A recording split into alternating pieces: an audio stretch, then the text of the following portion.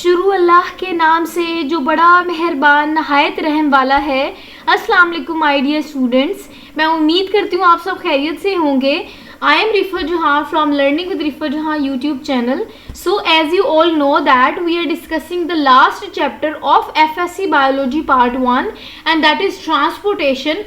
So today the topic which I am going to discuss with all of you is opening and closing of stomata. So move on करते हैं further, वहाँ से इस topic related detail discuss करते हैं। This is the main slide जहाँ से हमने आज को टॉपिक डिस्कस करना है। सबसे पहले मैं आपको थोड़ा सा टॉपिक समझा दूँ कि इस टॉपिक में हमने क्या क्या डिस्कस करना है, फिर हम डिटेल स्टार्ट करते हैं। ऐसा है कि स्टोमेटा को किसको नहीं पता, स्टोमेटा जो है वो आपको पता है कि लीफ सरफेस पे हमें देखने को मिलते हैं। ये बेसिकली ओपनिंग होते हैं जहाँ से गैसेज एक्सचेंज हो रही होती है, ठीक है।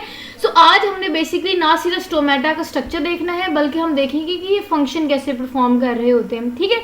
So opening and closing of stomata आज का हमारा टॉपिक है। हम देखेंगे कि स्टोमेटा जो है वो ओपन कैसे होता है और क्लोज कैसे होता है, क्या क्या फैक्टर्स इनमें इन्वॉल्व होते हैं, वो सारे के सारे फैक्टर्स देखते हैं। सबसे पहले जाहिर है स्टार्ट पे हम देखेंगे कि स्टोमेटा होता क्या है। अभी मैंने आपको थोड़ी बहुत इसकी डिटेल बता दी, बट फर्दर इनकी जो डिटेल है पॉइंट्स की शक्ल में हम देख लेते हैं। स्टोमेटा जो है वो बेसिकली पोर्स होते हैं, सुराख होते हैं जो कि एपिडर्मिस ऑफ द प्लांट में मौजूद होते हैं। प्लांट्स की जितने भी एरियल पार्ट हैं उनकी एपिडर्मिस में हमें जो पोर लाइक स्ट्रक्चर नजर आते हैं उनको हम स्टोमेटा बोलते हैं। सो नेक्स्ट कहते हैं कि ये जो पोर्स हैं जिनको अभी हमने स्टोमेटा बोला, इनका काम है कि ये गैसेज एक्सचेंज करवाती हैं। मतलब प्लांट्स में जो गैसेज एक्सचेंज करवा रहे होते हैं वो यही पोर्स करवा रहे होते हैं जिनको हम स्टोमेटा बोलते हैं, ठीक है। तो स्टोमेटा का काम है कि ये गैसेज एक्सचेंज करवाते हैं और ये जो गैसेज एक्सचेंज है ये इंटरनल टिश्यूज और एनवायरनमेंट के दरमियान हमें देखने को मिलती है। समझ आइए, ये स्ट्रक्चर मैंने आपके साथ स्टोमेटा का स्ट्रक्चर शेयर किया जिसमें 2 गार्ड सेल्स हो जाते हैं।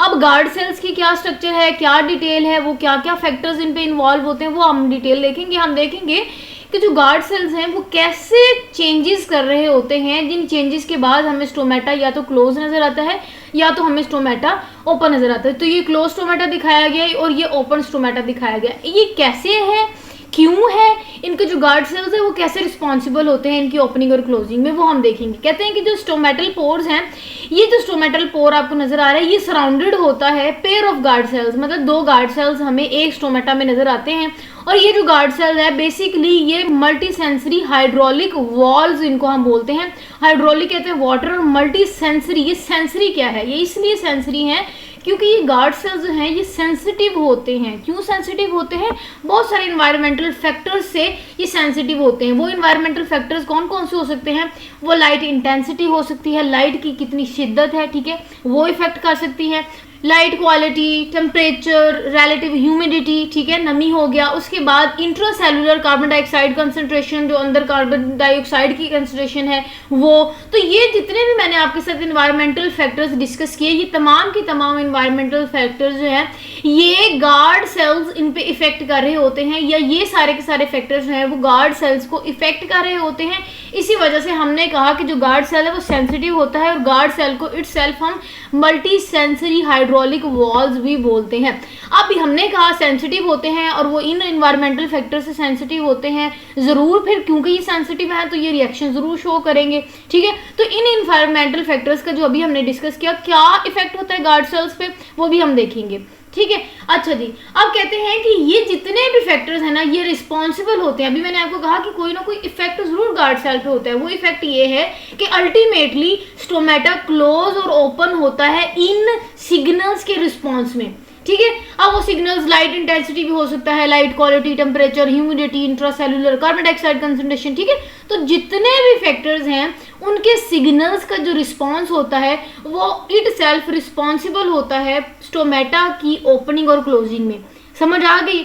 सो नेक्स्ट लिखा हुआ है कि हम ना 2 हाइपोथेसिस डिस्कस करेंगे। 2 डिफरेंट साइंटिस्ट ने हमें 2 हाइपोथेसिस दी थी। वो क्या क्या हाइपोथेसिस है, वो क्या एक्सप्लेन कर रही हूँ, अल्टीमेटली एक्सप्लेन तो यही कर रही हूँ opening and closing of stomata, क्योंकि यही हमारा टॉपिक है। तो वो दोनों के दोनों हाइपोथेसिस हम डिस्कस करते हैं, उनमें वो क्या क्या चीज़ें बता रहे होते हैं, क्या क्या फैक्टर्स इन्वॉल्व हो रहे होते हैं ओपनिंग और क्लोजिंग में और स्टोमेटा में, वो हमने सारे के सारे डिस्कस करने हैं। कहते हैं कि पहली जो हाइपोथेसिस थी वो थी स्टार्च शुगर हाइपोथेसिस। क्या है, स्टार्च शुगर हाइपोथेसिस। हाइपोथेसिस। अब ये जो हाइपोथेसिस है ये एक जर्मन बोटनिस्ट था, ठीक है, जिसका नाम है एच वैन मोल। इस बंदे ने हमें ये हाइपोथेसिस दी थी और इस हाइपोथेसिस के अकॉर्डिंग वो कह रहा है कि जो गार्ड सेल है ना ये वो वाहद आप कह सकते हैं फोटोसिंथेटिक सेल हैं एपिडर्मिस ऑफ लीफ में, जो कि एपिडर्मिस ऑफ लीफ में मौजूद होते हैं, जो कि रिस्पॉन्सिबल होते हैं या जो इन्वॉल्व होते हैं opening and closing of stomata में।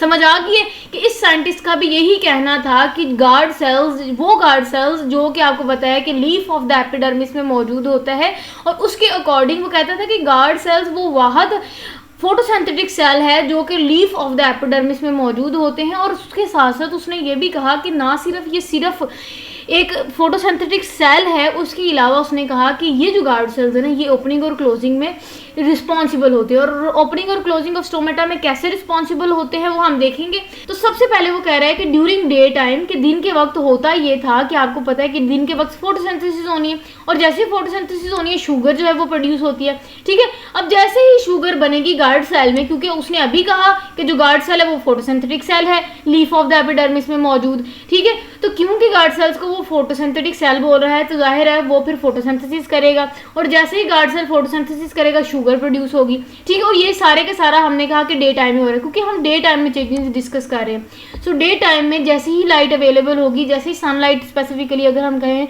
तो अवेलेबल होगी, तो क्या करेगा गार्ड सेल जो है वो फोटोसिंथेसिस परफॉर्म करेगा, शुगर बनेगी। समझ आ गई। अच्छा, अब जैसे ही शुगर लेवल जो है वो गार्ड सेल में इंक्रीज होगा, ठीक है, इसका मतलब शुगर लेवल इंक्रीज होने का मतलब कि सोल्यूट की कंसंट्रेशन इंक्रीज हुई। समझ आ गई है। जाहिर है अगर गार्ड सेल में शुगर प्रोड्यूस होगी फोटोसिंथेसिस के रिजल्टेंट में, तो इसका मतलब कि उसके अंदर सोल्यूट कंसंट्रेशन इंक्रीज होगी, जाहिर है, ठीक है। अब जैसे सोल्यूट कंसंट्रेशन इंक्रीज होगी तो गार्ड सेल में वाटर पोटेंशियल जो है वो डिक्रीज हो जाएगा। सो पीछे भी बेटा आपको पता है कि हमने डिस्कस किया था कि जब सोल्यूट कंसंट्रेशन इंक्रीज होती है तो वाटर पोटेंशियल कम होता है, लेकिन जब वाटर पोटेंशियल ज्यादा होता है तो सोल्यूट कंसंट्रेशन जो है वो कम होती है, ठीक है। अच्छा जी, अब देखें यहाँ क्योंकि शुगर लेवल राइज किया, सोल्यूट कंसंट्रेशन इंक्रीज हुई, वाटर पोटेंशियल डिक्रीज हुआ, तो गार्ड सेल में क्या चेंजेस होगी कि guard cell become turgid, guard cell turgid हो जाएगा, क्योंकि हमने कहा था कि वाटर हमेशा हाई कंसंट्रेशन से लो कंसंट्रेशन की तरफ मूव करता है। अब आप देखें कि गार्ड सेल में जब वाटर पोटेंशियल लो है तो जाहिर है वाटर जो है वो इन्वायरमेंट से इनके अंदर या गार्ड सेल्स के अंदर स्पेसिफिकली हम कहें तो एंटर होगा। अब जैसे ही बाहर मतलब कि हायर वाटर पोटेंशियल से लोअर वाटर पोटेंशियल की तरफ मतलब गार्ड सेल की तरफ वाटर एंटर करेगा तो गार्ड सेल टर्जिड हो जाएगा, मतलब कि सख्त हो जाएगा, फूल जाएगा, ठीक है। तो उसके रिजल्टेंट में जैसे ही दोनों के दोनों गार्ड सेल्स में पानी भर जाएगा वो फूल जाएंगे, तो फूलने के बाद वो एक दूसरे से थोड़ा हट जाते हैं। जैसे वो एक दूसरे से हट जाएंगे तो हमें स्टोमा या फिर हम कहेंगे कि पोर जो होता है स्टोमेटा का वो ओपन दिखाई देगा, ठीक है। तो हम अल्टीमेटली कहते हैं कि ड्यूरिंग डे टाइम स्टोमेटा जो है वो ओपन हो जाते हैं इसकी हाइपोथेसिस के अकॉर्डिंग। समझ आ गई बेटा सारी की सारी, ठीक है। अच्छा, मैं 1 मिनट का आपको ये स्लाइड थोड़ा सा रिवाइज करवा दूं, अगर नहीं समझ आई तो वो फिर आपको अच्छे से समझ आ दे। इसके अकॉर्डिंग, इस साइंटिस्ट के अकॉर्डिंग वो कहता था कि गार्ड सेल वाहद फोटोसिंथेटिक सेल हैं जो कि एपिडर्मिस ऑफ लीफ में मौजूद हैं, और उसके साथ साथ ये रिस्पॉन्सिबल होते हैं गार्ड सेल्स ओपनिंग और क्लोजिंग ऑफ स्टोमेटा में। उसके बाद उसने कहा कि ड्यूरिंग डे टाइम जैसे ही लाइट अवेलेबल होती है गार्ड सेल्स पे, गार्ड सेल्स क्योंकि फोटोसिंथेटिक सेल माने जाते हैं, वहाँ ये फोटोसिंथेसिस परफॉर्म करेंगे, फोटोसिंथेसिस होगी तो शुगर प्रोड्यूस होगी, शुगर प्रोड्यूस हुई तो जो गार्ड सेल्स हैं उनके अंदर सोल्यूट कंसंट्रेशन इंक्रीज होगी, सोल्यूट कंसंट्रेशन इंक्रीज होगी तो वाटर पोटेंशियल हमेशा कम होता है। अब गार्ड सेल्स के अंदर वाटर पोटेंशियल कम है तो हमेशा वाटर जो है वो हाई वाटर पोटेंशियल मतलब कि इन्वायरमेंट से मूव करेगा लो वाटर पोटेंशियल मतलब कि गार्ड सेल्स के अंदर। तो उसका रिजल्ट ये होगा कि गार्ड सेल जो है वो टर्जिड हो जाएंगे, फूल जाएंगे, जिसके रिजल्टेंट में स्टोमा या पोर हमें ओपन दिखाई देता है। और अल्टीमेटली कहते हैं कि ड्यूरिंग डे टाइम हमें स्टोमेटा जो है वो ओपन दिखाई देते हैं। समझ आ गई। अच्छा, अब हमने डिस्कस करना है कि रात के वक्त क्या चेंजेस होते हैं, ठीक है। स्टोमेटा रात के वक्त क्लोज होता है या ओपन होता है, हम सारी की सारी अब डिटेल डिस्कस कर लेते हैं, फिर हमें पता लग जाएगा कि स्टोमेटा जो है वो रात के वक्त क्लोज होता है या ओपन होता है। अच्छा, अभी हमने पीछे जो है वो दिन के वक्त की चेंजेस डिस्कस की, उसके अल्टीमेटली रिजल्ट में हमने कहा था कि स्टोमेटा सुबह के वक्त हमें ओपन दिखाई देते हैं। अब हमने रात के वक्त, तो उससे तकरीबन जो है वो ऑपोजिट है। लेकिन क्या चेंजेस हैं वो हम डिस्कस भी कर लेते हैं। ऐसा है कि रात के वक्त फोटोसिंथेसिस नहीं होती, दिन के वक्त हो रही थी, रात के वक्त नहीं होती। अब जो दिन के वक्त फोटोसिंथेसिस के रिजल्टेंट में शुगर तैयार हुई है वो या तो कन्वर्ट हो जाती है इनसोल्यूबल स्टार्च में या फिर उसको इस्तेमाल कर लिया जाता है रेस्पिरेशन के प्रोसेस में, ठीक है। अच्छा, उसके रिजल्टेंट में क्या होता है कि रात के वक्त क्योंकि या तो वो कन्वर्ट हो जाती है इनसोल्यूबल स्टार्च में, ये जितनी शुगर प्रोड्यूस हुई थी वो इस्तेमाल हो जाती है रेस्पिरेशन में, तो उसके रिजल्टेंट में क्या होगा कि शुगर डिक्रीज हो जाती है सेल के अंदर। अब जैसे शुगर डिक्रीज होगी ऑस्मोटिक पोटेंशियल जो है गार्ड सेल्स का वो कम हो जाता है, क्योंकि हमने कहा था कि जब गार्ड सेल में शुगर बनी थी, शुगर प्रोड्यूस हुई थी, तो सोल्यूट कंसंट्रेशन ज़्यादा थी दिन के वक्त। लेकिन रात के वक्त जब शुगर नहीं है या शुगर कम है, तो शुगर कम होने का मतलब है कि सोल्यूट कंसंट्रेशन कम होगी, उलट है ना। अब जैसे ही सोल्यूट कंसंट्रेशन या जिसको हम ऑस्मोटिक पोटेंशियल भी बोल सकते हैं वो गार्ड सेल में कम होगा, तो वाटर पोटेंशियल जो है वो हाई होगा। क्योंकि अभी हमने यहाँ कहा था कि यहाँ वाटर पोटेंशियल कम था, लेकिन वहाँ दिन के वक्त क्योंकि सोल्यूट कंसंट्रेशन डिक्रीज हुई तो वाटर पोटेंशियल वहाँ इंक्रीज करता है। अब जब गार्ड सेल्स के अंदर वाटर पोटेंशियल हाई हो जाएगा तो जाहिर है वाटर ने अब हाई कंसंट्रेशन से लोअर कंसंट्रेशन की तरफ मूव करना है, ठीक है। अब हाई कंसंट्रेशन जो कि स्पेसिफिकली हाई वाटर पोटेंशियल है वहां से, मतलब कि गार्ड सेल के अंदर जो कि वाटर पोटेंशियल हाई है वहां से फिर वाटर मूव करेगा बाहर इन्वायरमेंट की तरफ, क्योंकि इन्वायरमेंट में वाटर पोटेंशियल कम है as compared to guard cells. अब जैसे ही गार्ड सेल से पानी बाहर जाएगा तो गार्ड सेल बिकम फ्लैसिड, वो बिल्कुल ऐसे सुकड़ जाएंगे। तो जैसे फ्लैसिड होंगे तो स्टोमा या जो पोर है वो क्लोज हो जाएगा। क्या चेंजेस आ रहे होते हैं मैं आपको पिक्चर की शक्ल में दिखाती हूँ कि जैसे ही इस गार्ड सेल के अंदर शुगर की कंसंट्रेशन कम हुई, सोल्यूट कंसंट्रेशन जो है वो भी कम होगी। सोल्यूट कंसंट्रेशन कम हुई तो वाटर पोटेंशियल इंक्रीज किया, वाटर पोटेंशियल इंक्रीज किया तो वाटर ने फिर गार्ड सेल से बाहर मतलब इन्वायरमेंट में जाना है, अल्टीमेटली फ्लैसिड हो जाएंगे गार्ड सेल और वो आपस में चिपक जाएंगे। चिपकने के रिजल्ट में होगा ये कि हमें जो स्टोमा है वो क्लोज नजर आता है या फिर पोर जो है वो क्लोज नजर आता है। तो अल्टीमेटली हम कहते हैं कि रात के वक्त जो स्टोमेटा है वो क्लोज होता है, ठीक है। अब हमने एक और हाइपोथेसिस डिस्कस करनी है, क्योंकि हमने कहा था कि दो हाइपोथेसिस जो हैं वो बताती हैं ओपनिंग और क्लोजिंग ऑफ स्टोमेटा की डिटेल को। तो अब हमने एक और हाइपोथेसिस डिस्कस करनी है जो कि एक और साइंटिस्ट ने दी थी जिसका नाम लिविस था। लिविस ने ये फैक्टर दिया और उसके अकॉर्डिंग उसकी हाइपोथेसिस का नाम था influx of potassium ion hypothesis, ठीक है। अब हमने पोटेशियम आयन का बेसिकली इफेक्ट डिस्कस करना है। अच्छा, ये मैं आपको ना सारी की सारी कहानियां मुश्किल है लेकिन मैं आसान करके ना आपको बताऊंगी। सबसे पहले उन्होंने ये लिखा है कि जो पोटेशियम की कंसंट्रेशन है ना वो भी इन्वॉल्व होती है opening and closing of stomata में। समझ आ गई? अच्छा, कैसे इन्वॉल्व होती है, क्या अगर वो कम होगी उस पर क्या इफेक्ट होगा, अगर ये कंसंट्रेशन ज़्यादा होगी तो उस पर क्या इफेक्ट होगा, ठीक है, वो डिस्कस करते हैं। सबसे पहले आपको ना मैं पहले बता दूं इसकी डिटेल, फिर मैं पॉइंट्स डिस्कस करती हूँ ताकि आपको वो डबल क्लियर हो जाए। कहते हैं कि ड्यूरिंग ना डे टाइम क्या होता है कि पोटेशियम आयन जो है वो गार्ड सेल के अंदर एंटर करते हैं। जैसे ही वो गार्ड सेल के अंदर एंटर करेंगे तो पोटेशियम की जो कंसंट्रेशन है वो इंक्रीज कर जाती है, ठीक है। यहाँ उन्होंने कहा कि सेवरल टाइम ये फिर डिपेंड कर रहा होता है कि मुख्तलिफ औकात पे, और ये प्लांट स्पीशीज पे भी वेरी करता है कि मुख्तलिफ जो प्लांट स्पीशीज हैं उनमें ही स्पेसिफिकली जो पोटेशियम की कंसंट्रेशन है वो गार्ड सेल में इंक्रीज होती है, ठीक है, डिफरेंट टाइम में। स्पेसिफिकली हम कह सकते हैं कि ड्यूरिंग डे टाइम। अच्छा, अब जैसे ही गार्ड सेल एंटर करेगा पोटेशियम का, अब क्या होगा कि वाटर पोटेंशियल जो है ना वो लो हो जाएगा, ठीक है, क्योंकि ये सोल्यूट कंसंट्रेशन इंक्रीज करेगा। जैसे ही सोल्यूट कंसंट्रेशन या स्पेसिफिकली हम कहें तो पोटेशियम कंसंट्रेशन इंक्रीज किया तो अब वाटर पोटेंशियल कम होगा। जैसे ही वाटर पोटेंशियल कम होगा आपको पता है कि एंडोऑस्मोसिस होगा। एंडोऑस्मोसिस का मतलब है कि वाटर जो है वो अंदर एंटर करेगा गार्ड सेल में। अब जैसे ही वाटर एंटर करेगा अंदर गार्ड सेल की में तो क्या होगा कि टर्जिड हो जाएगा गार्ड सेल्स। अब जैसे ही गार्ड सेल टर्जिड होगा आपको पता है कि अल्टीमेटली ओपनिंग की बाइस बनेगा वो स्टोमेटा की। समझ आ गई? अब मैं पॉइंट्स भी समझा देती हूँ कि पोटेंशियल कंसंट्रेशन जो है वो गार्ड सेल में इंक्रीज करती है मुख्तलिफ औकात में। स्टोमेटा ओपन हो जाता है जैसे ही एक्टिव अपटेक होता है, ये एक्टिव ट्रांसपोर्ट होती है, या फिर आसान जुबान में कि जैसे ही पोटेशियम आयन गार्ड सेल्स में इंक्रीज करते हैं फ्रॉम द सराउंडिंग, वो कहीं भी एपिडर्मिस से भी आ सकते हैं पोटेशियम आयंस। बट ये समझें कि जैसे ही स्टोमेटा में स्पेसिफिकली गार्ड सेल में हमें पोटेशियम आयन की कंसंट्रेशन इंक्रीज नजर आती है, उसके रिजल्टेंट में ये होता है कि वाटर पोटेंशियल जो है वो लो हो जाता है। और फिर आपको पता है कि हायर से लो की तरफ वाटर ने मूव करना है तो वाटर अंदर आएगा, गार्ड सेल टर्जिड होंगे और अल्टीमेटली ओपनिंग की वजह बनते हैं। समझ आ गई है। अच्छा, उसके बाद अब हमने नेक्स्ट डिस्कस करना है, अब ये सारी की सारी उल्ट है। कहते हैं कि अब वही मैंने आपको बताया कि वाटर एंटर करेगा ऑस्मोसिस के थ्रू, ठीक है, स्पेसिफिकली एंडो ऑस्मोसिस के थ्रू, ठीक है। उसके बाद वो टर्जिड हो जाएगा गार्ड सेल, टर्जिड होने के बाद जो स्टोमेटा है वो ओपन हो जाएगा। यहाँ तक मैंने आपको बता दिया। अब ये बिल्कुल ऑपोजिट है। कैसे ऑपोजिट है अभी आपको समझ आ जाएगी जब मैंने ये पॉइंट्स पढ़ने हैं आपके साथ। कहते हैं जो स्टोमा है वो क्लोज होता है बाय रिवर्स प्रोसेस। इसमें उलट प्रोसेस है। उसमें हमने कहा था कि पोटेशियम की कंसंट्रेशन ज़्यादा थी गार्ड सेल्स में, और वो हमने बात की थी डे टाइम पे। लेकिन ड्यूरिंग नाइट टाइम ना होता ये कि गार्ड सेल में पोटेशियम की जो कंसंट्रेशन है ना वो कम हो जाती है, या फिर आप आसान कह दें कि पोटेशियम जो है वो बाहर निकलना शुरू कर देता है गार्ड सेल से। जैसे वो बाहर निकलेगा अब क्या होगा कि सोल्यूट कंसंट्रेशन डिक्रीज होगी, ठीक है। गार्ड सेल में सोल्यूट कंसंट्रेशन या स्पेसिफिकली पोटेशियम आयन की कंसंट्रेशन कम होगी तो वाटर पोटेंशियल की कंसंट्रेशन ज़्यादा होगी। अब आपको पता है कि अगर गार्ड सेल में वाटर पोटेंशियल की ज़्यादा है कंसंट्रेशन, तो वाटर ने हमेशा हाई वाटर पोटेंशियल से लो वाटर पोटेंशियल की तरफ मूव करना होता है। इसका मतलब गार्ड सेल से पानी जाएगा बाहर, और जिस प्रोसेस के थ्रू जाएगा उसको हम एक्सोऑस्मोसिस बोलते हैं।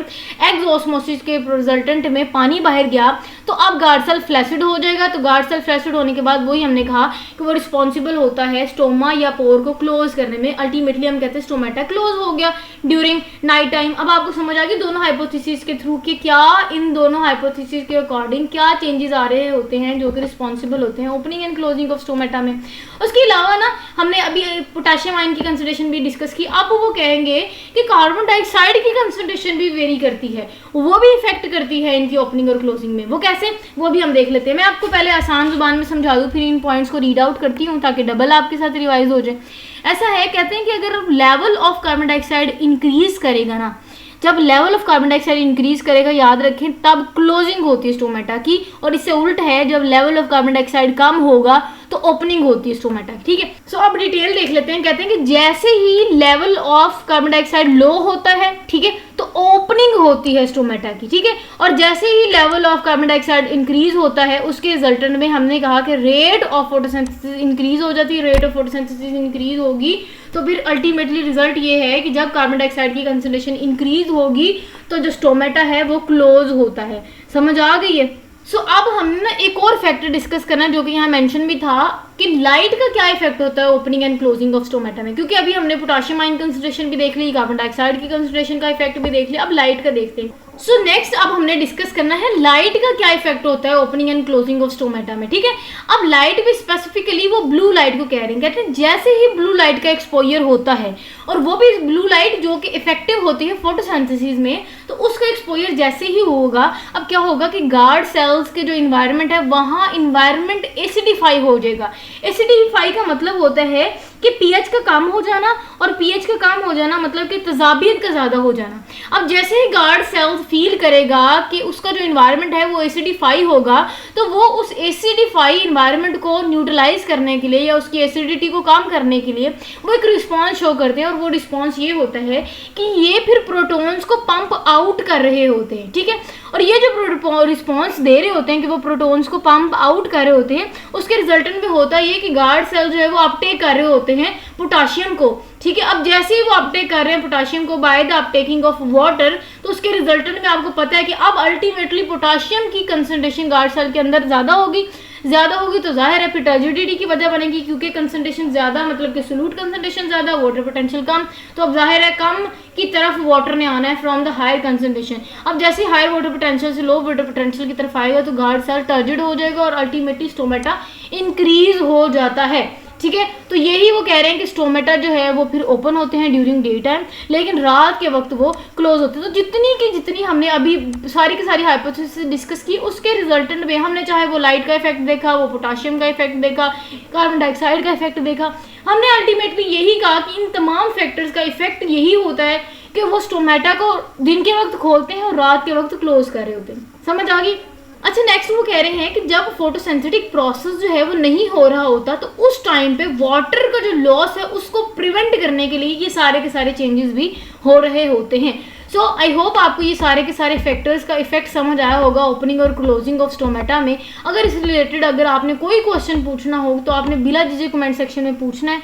समझ आ गई है? और हाँ, मुझे फीडबैक लाजमी दीजिएगा, अगर नहीं समझ आई, कुछ क्वेश्चन पूछना हो वो भी पूछिएगा। हाँ, लास्ट पे यही कहूँगी, चैनल को सब्सक्राइब करना ना भूलिएगा, बेल आइकन भी प्रेस कीजिएगा, इससे आपका ही भला है, आपको इस चैनल रिलेटेड न्यू नोटिफिकेशन बर वक्त मिलती जाएंगी। नेक्स्ट टॉपिक तक मुझे दीजिए इजाज़त, टिल देन अपना बहुत सारा ख्याल रखिएगा, स्टे कनेक्टेड एंड अल्लाह हाफिज़।